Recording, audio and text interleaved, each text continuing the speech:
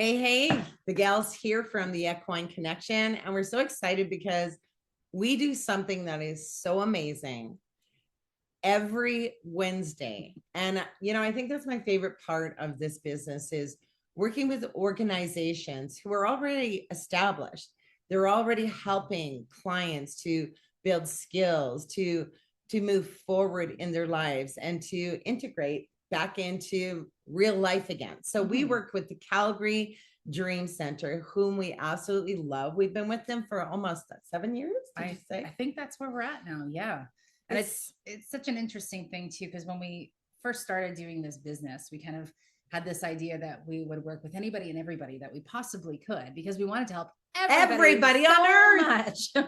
But as we went on in business, we realized, well, no, we really need to find our niche and what matters to us and what our purpose is with all of this as well. And a big part of that came when we hired a coach. We needed help.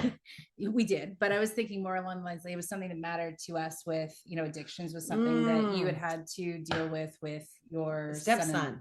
That's what it is. Yeah, not my son-in-law, my stepson. And yeah, it's very true. When you become a part of Equine Assisted Learning, there's a passion piece along with it. Not only is it a pull to work with horses because we have horses and we know how much they do for ourselves, absolutely, for our family. So we know that exists. But then when you get into Equine Assisted Learning and you understand now you're part of also helping humans by keeping that welfare of the horse still at it has to be a part of every exercise and purpose that we run with our exercises. But then something hits you in the family and then you change, because we did used to work with youth at risk, which was Sig Ziglar Youth Medicine Lodge, which we absolutely loved. We had a 9-year contract with them. Like, it's outstanding when you're in this business to know that once you get in with an organization like that, that's the nice piece that it puts that bread and butter on the table sort of idea. Yeah. Because it's a weekly process. So they come once every Wednesday from 2 to 3:30. Every Wednesday. All year long. So in their intake center, which we love working with intake centers too, because then of course they get new clients. So this is why it's so nice to work with organizations. We don't have to go searching for everyone because they come in for their 7 weeks with the Calgary Dream Centre. And part of that 7-week process is 4 weeks with the Equine Connection. And, it was interesting when we first started looking to, okay, so maybe we're switching up our target market here a little bit. Because maybe of Mark. I think that was part of it. And, we had found out more about the Calgary Dream Centre because we were kind of working with them first too, before he even went there. That's true. Yeah. But he wouldn't have found that amazing place if we wouldn't have been working with them. But we started thinking about it and how it does affect the families. And we were going back and forth. And I was doing some research online just about the different organizations that are out there. And when I came across the Dream Centre, I saw, wow, look how much we have in common with how our objectives work, with how their curriculum works. But I noticed a gap, and the gap for them was, okay, how do you take everything that you learn there and start bringing it back to how are you going to bring this to your everyday life after the Dream Centre?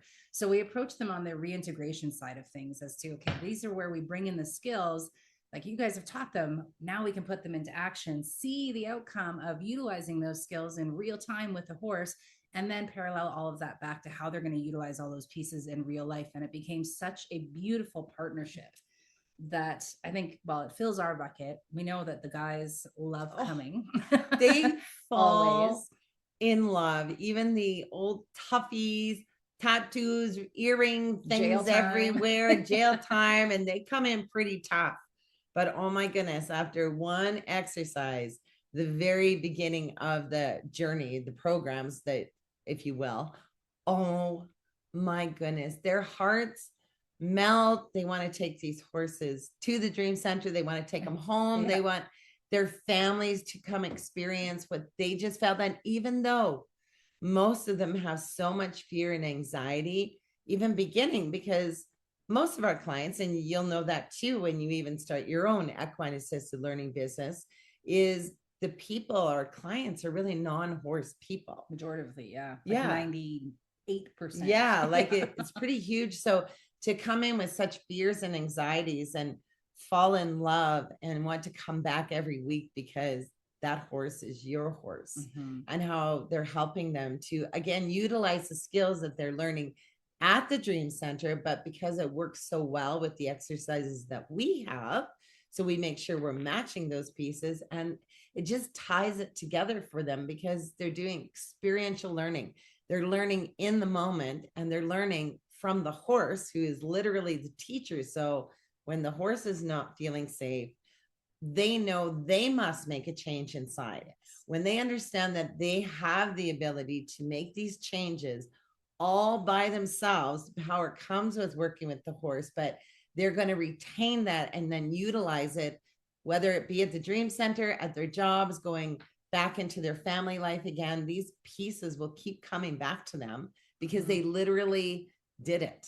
And that, just for anyone listening, I'm using my hands. she's a hand talker. And it is interesting too that For with touch. the, Not a hand talker, but for touch.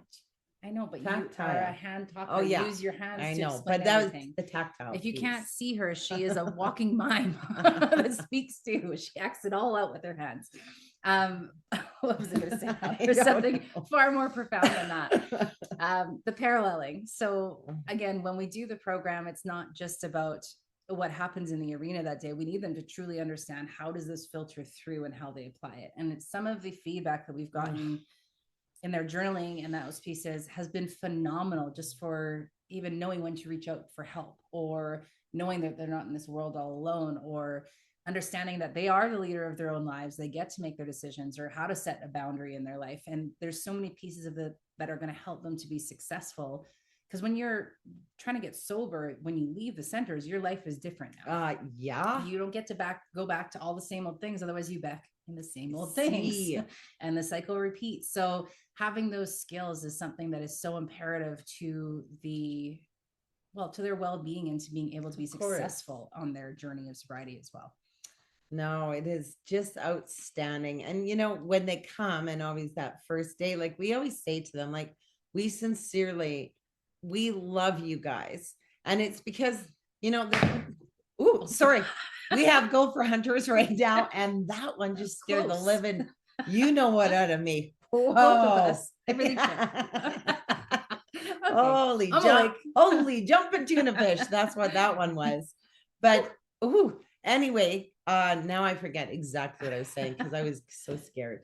They come to us the first time. I was going to comment that the first time is always hilarious with the guys, but I don't know where you went after. Okay, let's do it, because she always does this mimicking thing on how these guys, we always go through orientation, which is knowledge. So we help them to understand the knowledge and understanding why we work with horses, this prey animal, and not other, animals, which are all amazing in their own way as well. But prey is very, very special because their brain is designed so differently. So, we take them through the whole gamut. I understand that knowledge piece, but then also understanding all of this knowledge actually refers to also you, because you need to know that knowledge. Where are you looking in your life? Because we know horses feel where it is we're looking. How is your body? Like, where's your posture? Are you sure you know where it is you're going? When you keep looking back and you want to go forward, well, the horse don't go. So you always make a joke about that too. With the looking back and the Finding Nemo. Yeah, like, okay, I want you to come. Yeah, come with me. Yeah, come with me. You're not moving and you're not looking in the direction. Why would you follow me? It's right? So true. It doesn't make any sense. And I always love in that first program too, because none of them are quite sure what they're getting themselves into when they show up. I think we're little. Yeah, and we try to be funny. And it we do. And we laugh at ourselves all the time, but sometimes they just sit there. And I do have to say, this is a normal thing in Equine Assisted Learning, where that when people first come, they have no idea really what they're going to be going through. So they're all like, just really quiet energy, nervous energy. They have no idea. And then by the time they work with the horses and come back, we got highfalutin energy in the classroom because it's changed. Chatty. Oh, they're so excited. But I tell the funny thing, because Jabobo was funny. We always try to get them, everybody's involved, and they're still not sure about us. Again, like we said, they think we're a little wackadoodle, and they don't know what they're coming into really. So sometimes we had one guy who was like, I'm not singing Kumbaya or holding hands. We're like, cool, us either. Not us. So they'll be sitting there all quiet. And then I say, you guys all come in and you're tough, manly men. We can see it. And something happens to you when you go and work with the horses and this voice comes out and you say, "Ooh, boo, baby horsey." And they do. And they love on these horses and they get this cute little voice and they all kind of chuckle a little bit, but it's not until the end when they realize, oh no, that happened to me. I did that. They can't help themselves. No, but just like in life, it's not about being nice all the time. It's about being safe. So that's one thing we really drive home. And if you think about in an addict's life, it's not about being the nice guy. It's about keeping yourself safe now. And how are you going to do that and make the right decisions to keep yourself safe moving forward too? There are all sorts of parallels with horses. It's absolutely huge. But you know, it really is interesting. So Mark, my son-in-law, now you got me saying son-in-law. He's not my son-in-law. No. He is my stepson. Yes. So yeah, he came from Vancouver. And at first he came to us, he was clean, but he was leaving really bad situation in Vancouver, lost all of his money. He has nothing, all drugs. So now I'm really not sure. Was he totally clean? We're not sure. No. But of course he's wanting money to travel here. And we sent him an airline ticket, but we said, no money. No, because he wanted a suitcase. Yeah. I don't think you want a suitcase. I think you want some drug, man.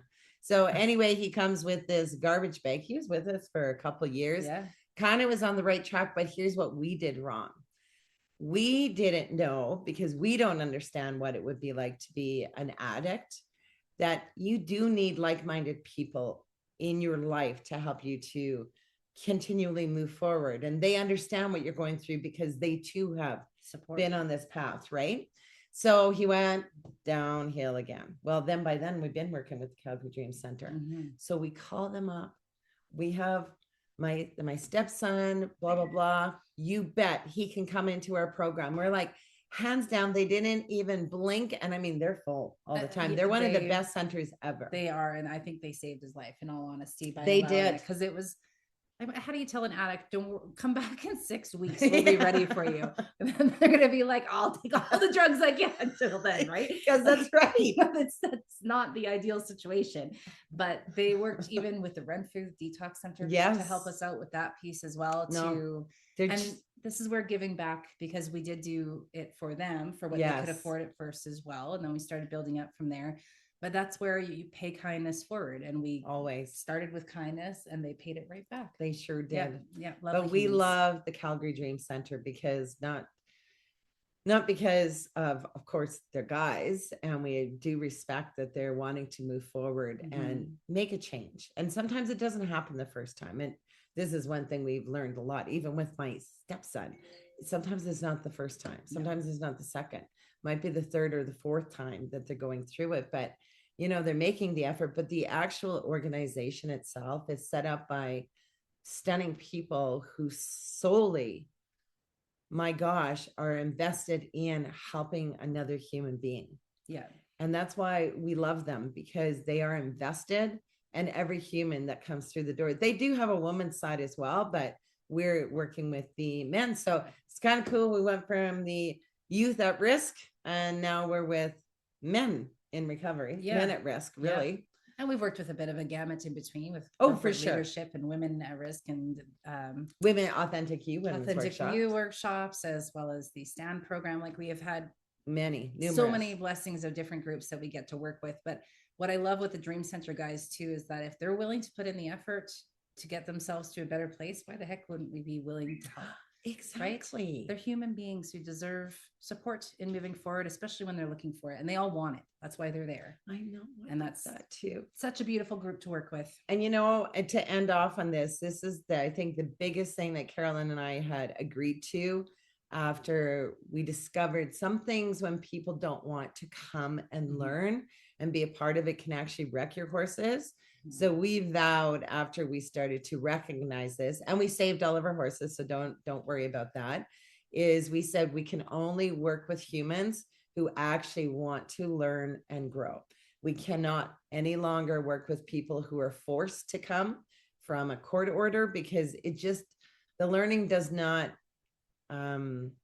it doesn't translate if they're not going to put any effort into it, not as well. Like you still have an effect, but it's not the power that you're looking for when they want to do it. And when people want something, those are the ones that we want to help because they want it. They're trying, they're doing their best in that moment. So why wouldn't we support them a little bit more? Darn tootin' galootin'. Horses freaking love them too. They do, because they're so authentic. Yep. And guys are. They are. Like this. I don't want to do this. Yeah. This is bullshit. Yeah. It's like they're so clean and clear on everything. I'm like, yeah. Yeah. Makes it very easy to work with. That's for sure. So that's a little bit about one of the organizations that we work with and why we do it. And again, if you are ever interested in this type of career and how you can help the people in your community, definitely check out our website to find out more information about how you can start doing this phenomenal career as well. Life changing.